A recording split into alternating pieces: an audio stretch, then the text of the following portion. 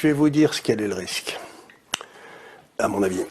Vous vous endormez en 1785, vous vous réveillez en 1820, vous comprenez rien. Le monde a changé au-delà de tout ce qui était possible. Vous vous endormez en 1895, vous vous réveillez en 1920, vous comprenez rien. Vous vous endormez en 1995, allez, vous réveillez vers 2020, vous comprenez rien. L'Union soviétique a disparu, la Chine est devenue la première puissance mondiale, bref, vous comprenez rien. La durée de vie des institutions humaines, c'est à peu près 70 ans. Et on est en train d'arriver à la fin d'un cycle, et il y a quelque chose qui est derrière.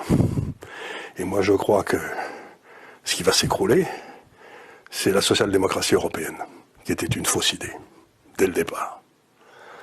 Et donc, toute cette espèce de construction. Aujourd'hui, par exemple, je crois que le PIB de la France, c'est 1% du PIB mondial, et les dépenses sociales de la France, c'est 9% des dépenses sociales mondiales.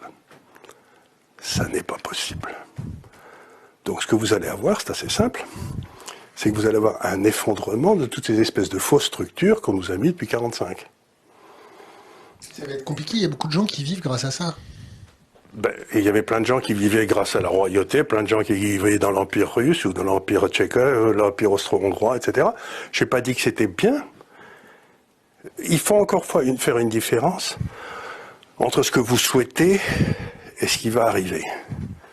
Ce que je dis aux gens, c'est qu'il va y avoir une prime extraordinaire à la flexibilité dans les années qui viennent, comme de 1895 à 1920. Si vous restiez dans le même coin, vous étiez mal paré. Donc, les structures que vous croyez pérennes ne le sont pas, elles vont disparaître. Et ces structures, c'est peut-être la Commission européenne, je ne sais pas ce que c'est, mais regardez déjà l'Angleterre a quitté l'Europe, c'est jamais un bon signe. Quand l'Angleterre se barre de quelque chose, en général, c'est que le futur n'est pas tellement bon.